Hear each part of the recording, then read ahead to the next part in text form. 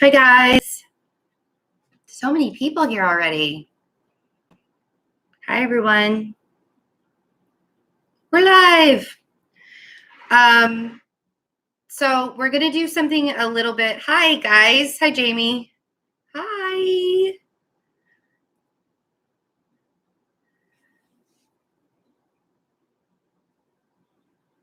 How is everyone?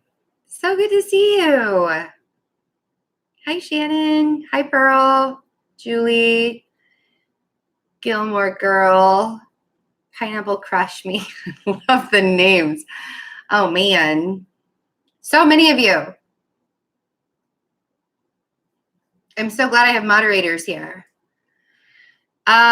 So we're going to do something a little different with this because there's, I was nudged to do it this way today, and I always listen to my nudges. We're going to talk about learning how to love yourself through life, because this Venus retrograde energy is forcing us to do that.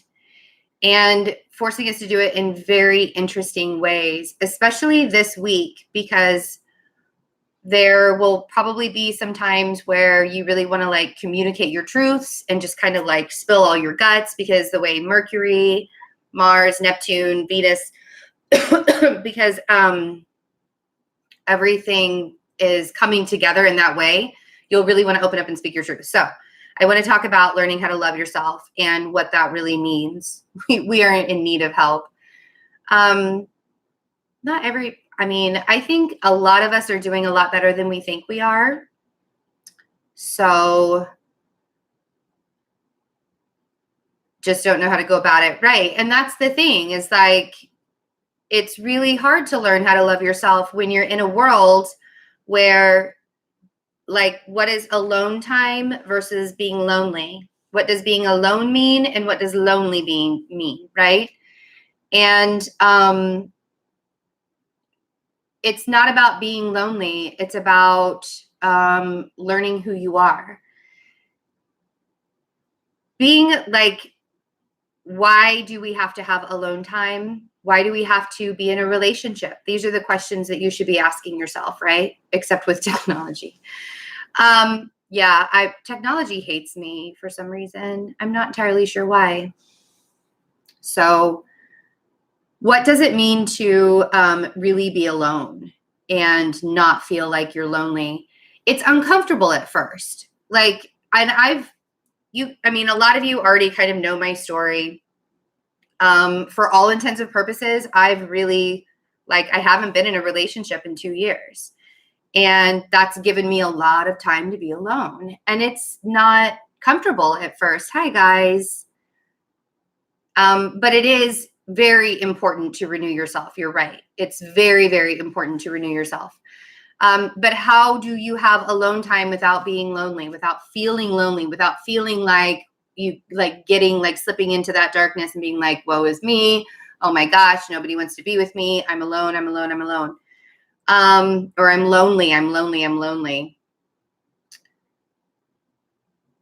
Once you start to recognize that the way that you've been programmed is like, we are programmed growing up to think that we have to grow up and meet someone and get married and have babies, and that's what happily ever after looks like. But what if that's not what happily ever after looks like? What if in your life you're supposed to spend time alone and by yourself and get to know who you truly are? Because the only way that you're going to get to know who you truly are is without somebody else telling you how to be, or without having to share that space with somebody else. And it's so important to know what it is that you like and what it is that you want. And it's not selfish to say, I want to be alone tonight because I want to watch what I want to watch. I want to be alone tonight because I don't want to have to depend on somebody else to satisfy me or give me that gratification of knowing. It's very interesting to fall in love with yourself is one of the greatest gifts that you could ever give yourself. So I'm interested. I had my Virgo alone time this weekend. Yeah, I did too. And when I say alone time, like, I mean, yes, you could do it in like meditation. Yes, you could do it, watching your favorite show or something like that. But really, really, really like getting in touch with what it is that makes you love yourself, and not thinking that you have to have somebody else's reassurance to get that.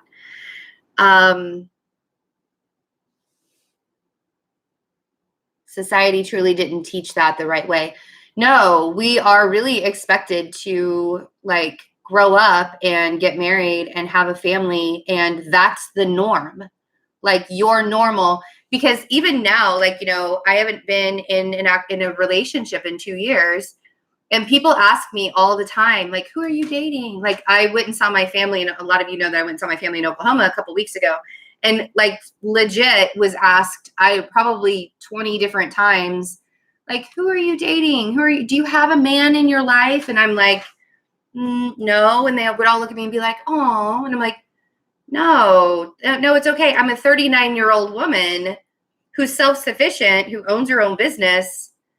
I don't need to have that like constant reassurance of somebody telling me, no, you're doing, and I have friends. Like, I'm not totally alone. I have friends and my family and like everybody. So it is very, unfortunate when somebody does that. And it's not to say that, when you are with a partner, when you are with someone, having that support there, that's great. But you want to have the right support there. And I feel like the only way that you know what kind of right support it is that you want to have in your life is when you spend a lot of time with yourself and you really feel that aloneness. And it's not about being lonely. It's just about being with yourself. It's about learning every part of you in and out. And then having that expectation that when somebody does come along, that they love all of those parts of you. And then you don't have to change for that person, because a lot of people do. A lot of people change to make other people happy. So it's nice. Own your ownness. Yeah, own your ownness. Yes, my lovely Eric is here. He's fantastic. I kind of want to know what everybody else's thoughts are on that, because you can't truly know what kind of relationship that you want to be in until you know who you are. And I mean, I know that growing up, I had a lot of relationships, and I would change for that person so that they would like me more. And then when they realized who I truly was, they were like, well, that's not the person that I thought I was with. So,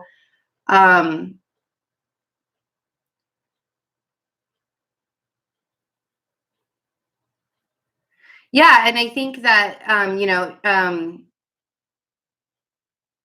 I can't even like read anyway. So yeah, the patriarchal society did make women kind of feel like you needed to be taken care of by a man. And I know that we've been getting away from that kind of stigma, but there's still a lot of people that consider people who are single to be like, oh my gosh, there's something wrong with that person because they're not with anybody. They can't be loved by anybody.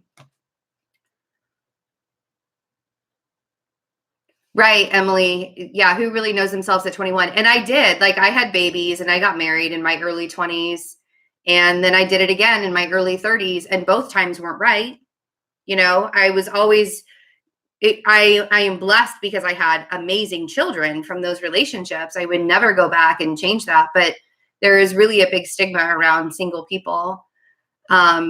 People think that there's something wrong with a single person if they're alone for longer than 6 months or a year or whatever, and I feel like 2 years ago is when I left and divorced my second ex-husband. And I feel like I've really only healed completely from that. Like, it's taken me that long, and it's not that I like ever really wanted to go back from it, but there were a lot of wounds that came up from that marriage. So, and even still, like, being like the fear of the way I look to people, you know, still from that marriage, because I lost a lot of friends, and it's like all those people like now think, you know, because I'm still single, that there's something wrong with me, because what, I can't find I could date plenty of people. Like, trust me, there's not a shortage in that, but I am choosing wisely. I'm not just going to like settle for anything.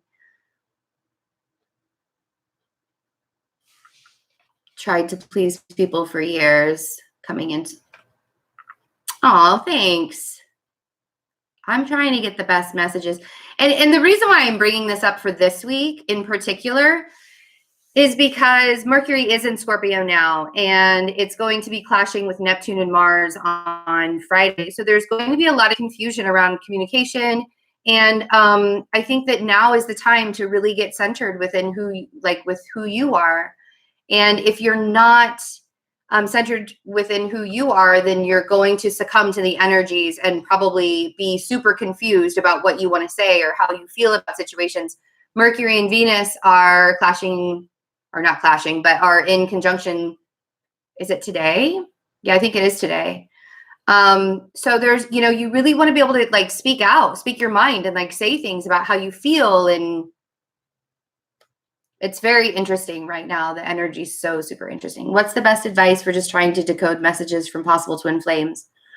Trying to decode what do you mean? I'm the kind of person that's like straightforward. How can you tell when someone's a twin flame? Twin flames are, it's like it's become so mainstream that a lot, like everybody thinks they have a twin flame, and that's just not true.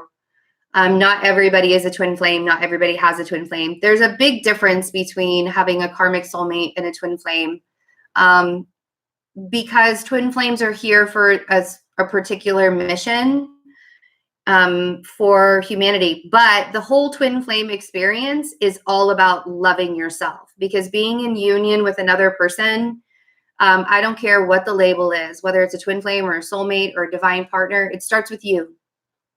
So if you feel like you are called to the twin flame journey, then you're probably a twin flame. I don't really want to go into the whole, because I've videos on what's a twin flame, what's not a twin flame, is it real, am I crazy, all of that. So if you want to look in the archives and in the playlist and like watch those videos, that would be really great, because I feel like I could probably answer that question on every single reading that I do. Some people are difficult to read. I don't understand what you're saying. You can't normally tell. Are you talking about like when you're reading other people, like when you're actually doing readings for other people? Or are you talking specifically for yourself?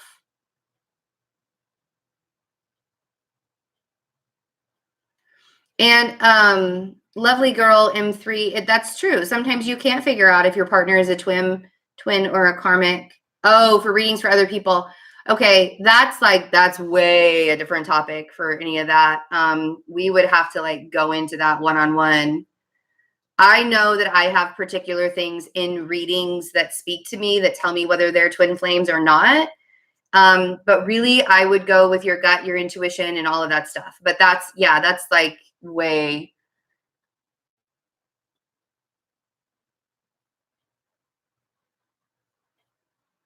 Differences: twin flame, soulmate, and karmic. Well, they both are going to trigger you. The thing with the twin flame journey is you can never disconnect from the energy. You can disengage, you can detach. With the soulmate, if it's just a soul connection, you can actually do like the energy tie removal or the energy cord removal, or cut the energy cord of a soulmate, and you can release their energy. With twin flames, the thing is you can, like, for years and years and years and years and years, be detached and disengaged from a twin flame, and they keep coming back, and it keeps coming back, and it keeps coming back. And each time it almost gets better. The biggest thing right now is people think that when they're with like a karmic soulmate, they become very obsessed with the energy. And a lot of it is because that person is projecting onto you something that you've been missing in your life. Twin flames do the same thing, but with a twin flame relationship, there's a lot more respect there, I think, than with just a karmic soulmate. That it's all different. There is really, like, it's so funny. You can't do like a very general topic of twin flames and soulmates, because every experience is different. Every journey is totally different. But usually with like any kind of soulmate, whether it's a twin flame or a karmic soulmate, the person is projecting onto you something that you've been missing in your life. And that's where that obsession comes from. You like need this person to be like a certain person for you. And like I noticed very quickly, and just recently healed all of it, that for years I had this like whole rejection and abandonment issue from when I was a child.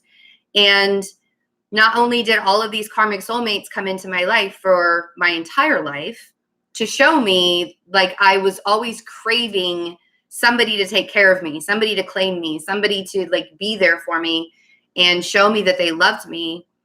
And each time I did that, it was like projected back onto me. Now, the thing is I didn't heal it. I didn't heal it. I didn't recognize that I needed to heal it. And I probably did at some points, like, okay, I need to like not feel so rejected and abandoned. But for some reason, there was this thing that I couldn't, like, I needed from a partner.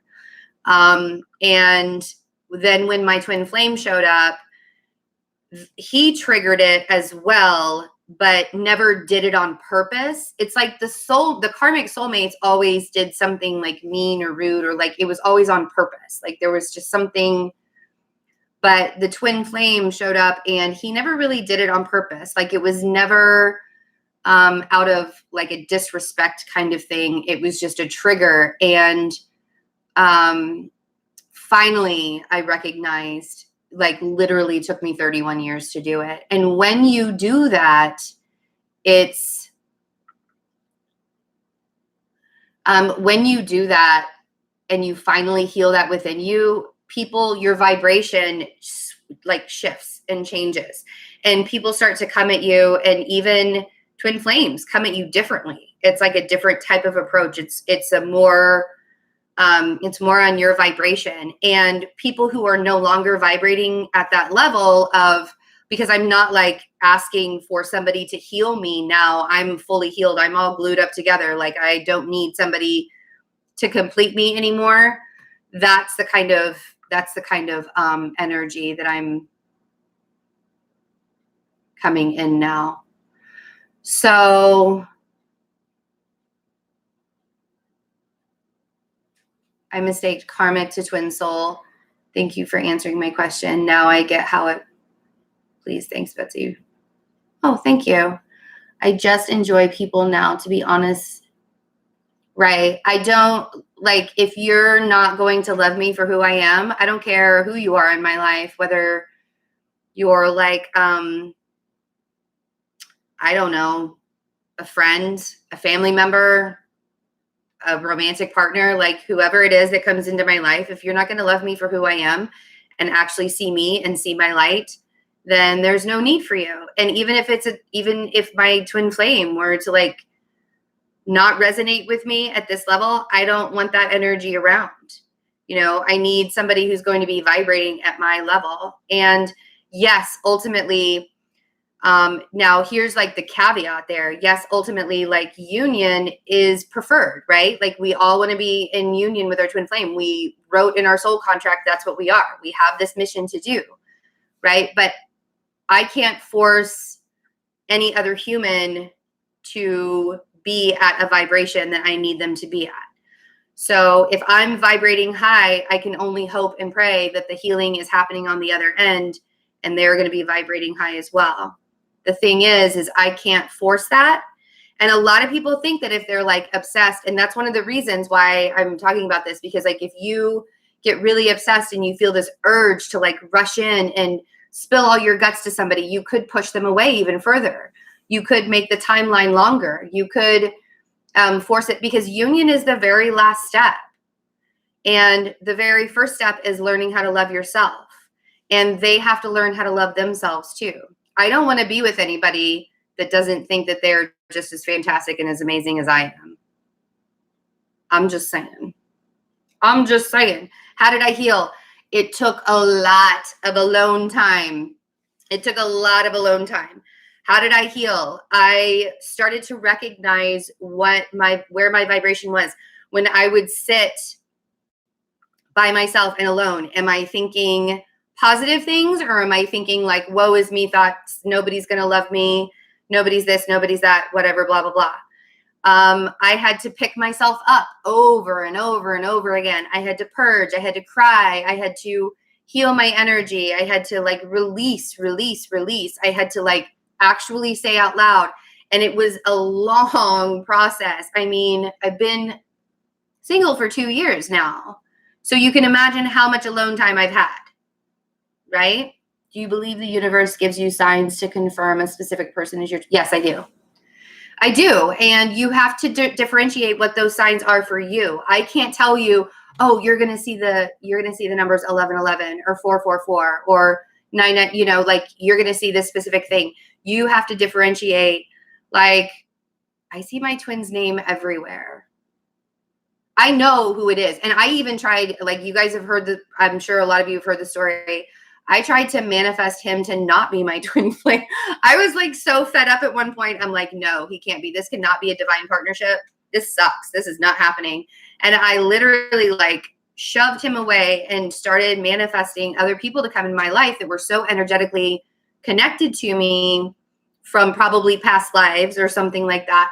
But they all taught me they taught me lessons, and it was hard and people got hurt. And yes, signs can be misleading, but there are specific signs that you can probably recognize that it's your twin.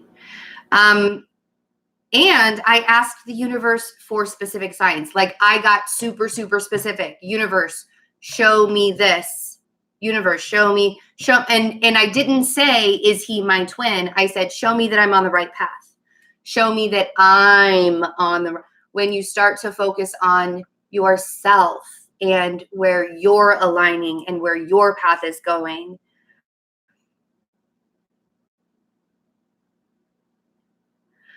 So am I married? I'm not married. I'm single. How do I balance tarot and family? It's just a job.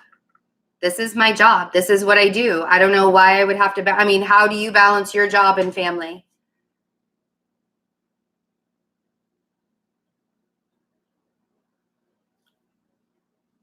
So be around positive people, right? You're worthy. You don't need your twin flame to punish you anymore. You ask for freedom. That's good. You've been single for 6 years. So much time to find myself and heal myself from a lot of things that have gone on in my life. I'm happy alone. I would love for my twin flame to be ready for me. Well, and that's the thing. If you're happy alone, then what does it matter if they're ready for you yet? You have to be honest with yourself, because that was kind of like, yes, you're happy alone, but then the next sentence I would love for my twin flame to be ready for you. So if you're happy alone, then are you really happy alone?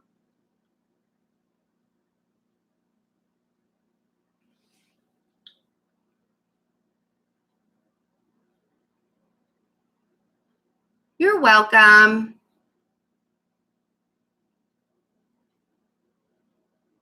I have to learn how to as better. I don't know what that means.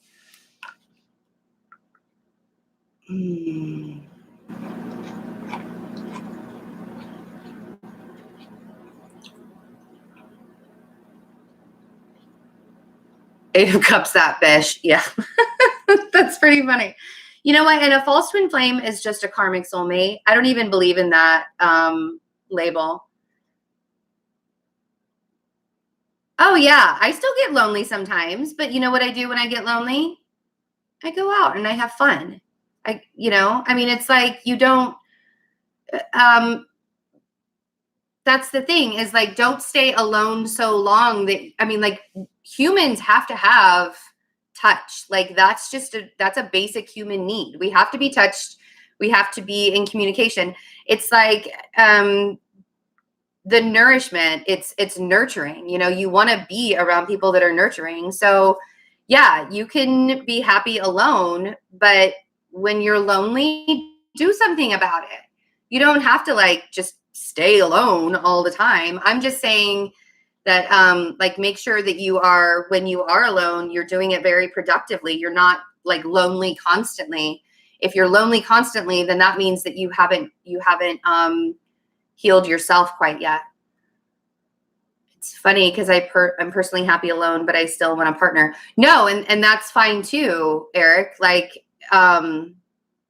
it's okay to still want to be like, I would like to have a partner someday. I don't want to be alone for the rest of my life, but I know that like right now in my existence, I'm not just going to like have a partner for the sake of having a partner. That's the whole point, right? You're not just going to like have a partner for the sake of having a partner.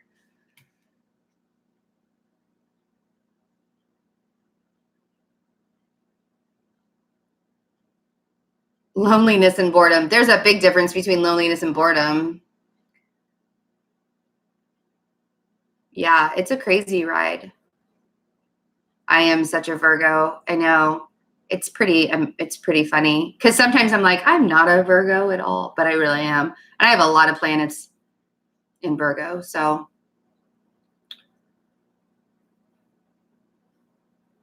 how did you get into tarot? It just, like, honestly, I actually discussed that in one of the last live readings I did.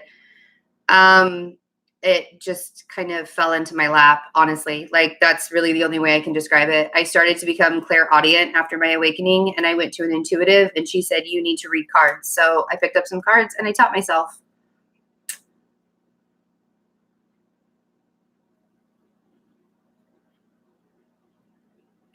You what? Psych? I don't even know what that means. I'm not a Taurus. I'm not a Taurus at all. The only planet I have in Taurus is Chiron.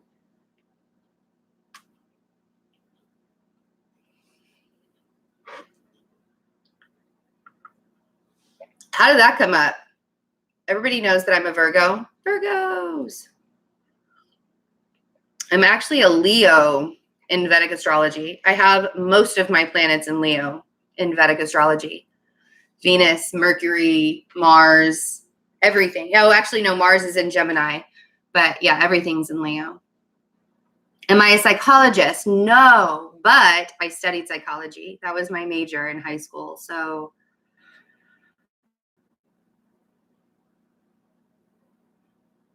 yes, Patricia, if you have the gift, it just kind of comes to you. What if you don't know how to be alone? I've never been alone. You learn. I didn't know what it was like to be alone either, honestly. I wasn't like not sounding slutty or anything, but I recognized that I went straight from relationship to relationship to relationship. Like I probably was never alone. And the reason why I wasn't alone is because every time I was alone, I felt empty. And it's because I never learned how to love myself.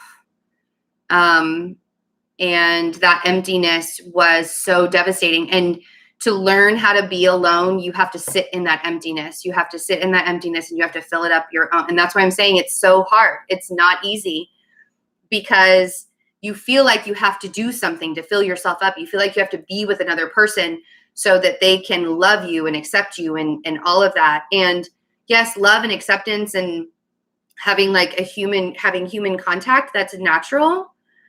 But more than anything, accepting who you truly are and allowing yourself to be real, sitting in the realness and sitting in that sadness and that emptiness and feeling it, because we live in a society to fill us up with everything else but ourselves.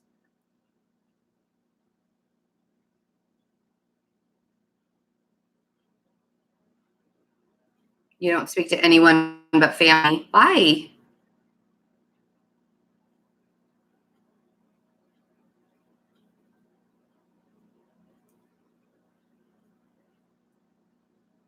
Well, Patricia, what you need to do, if people have hurt you by saying that they don't believe you when you read them, then that's not the energy you need to be reading.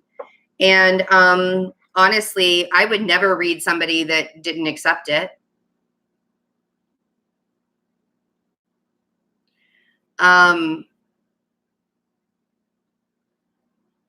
And the thing is what you have to do is remove yourself from that energy. And the more that you don't believe in yourself, the more you're going to attract people that don't believe in you. So, yeah, well, and the guy that raps, like when people cut ties with you and they start to fade away, then that's because they're not resonating on the same level as you anymore. And then you just have to fill your life up with people, or not even fill your life up with people. Like I have like a handful of friends, and the family that I do talk to, they accept me fully.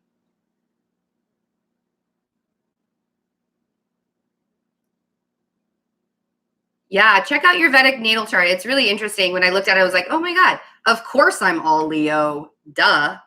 I am still a Virgo rising though. So the Virgo is definitely there.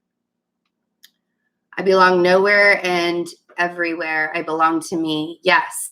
Maya Angelou was a genius.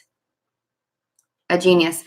Okay, so now that we're 30 minutes in, somebody will probably want to timestamp that. I don't really care if you timestamp it, but I'm glad that we were able to have that conversation. We're going to look at the Divine Masculine's energy first for the week of 10-15. Week of 10-15 for the Divine Masculine. Let's see where the Divine Masculine is.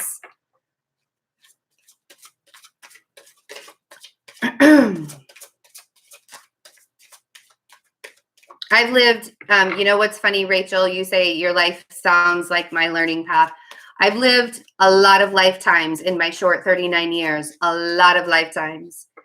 It was not an easy path to take, and I wouldn't change a damn thing, by the way.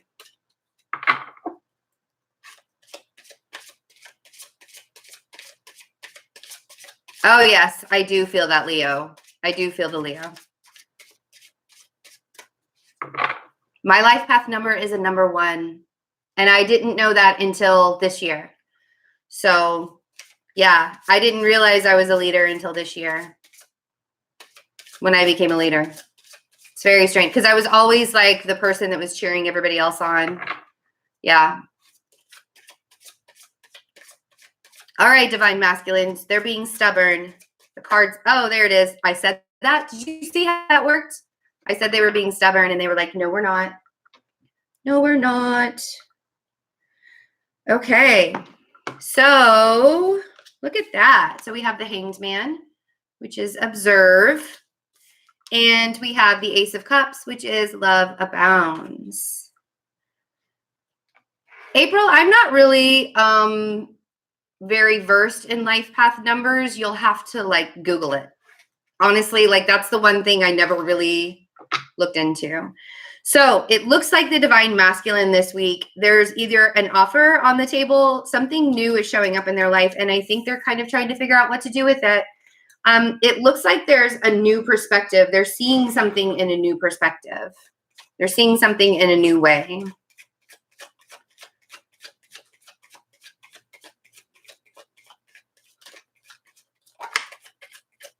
So, Divine Masculines, let's see what you guys are up to.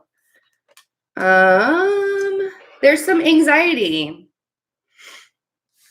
Something is becoming very clear, but there's some anxiety going on. And remember that we all have the Divine Masculine and the Divine Feminine energies within us. Either one of these could resonate Doesn't matter what gender you are. So we have the Hierophant and the Sun and the Nine of Swords. Some of them could be married, or just looking at the ways, the traditional values in life. I feel like there's some kind of anxiety going on, looking at how the traditions in their life need to be different. It looks like some of them are kind of waking up to some truths, especially with this Hanged Man energy. I think some of them are having to either learn some new things about themselves. There's definitely a lot of confusion with the Seven of Cups. It's like, what do they want in their life? How do they want to make their life stable? Because the Hierophant is also about stability. It represents Taurus. Uranus is in Taurus right now. So still, it is going back into Aries until after the first of the year. But I think that their anxiety is stemming from confusion. And I think that some of them, the Knight of Cups, want to really approach. It's like they want to have something new. They want to revive.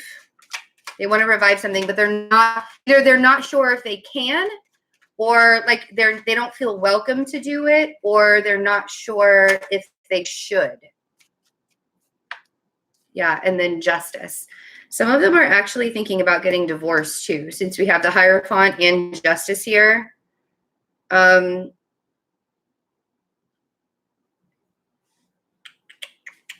So what is the Hierophant? Let's clarify these. Yeah, Venus retrograde.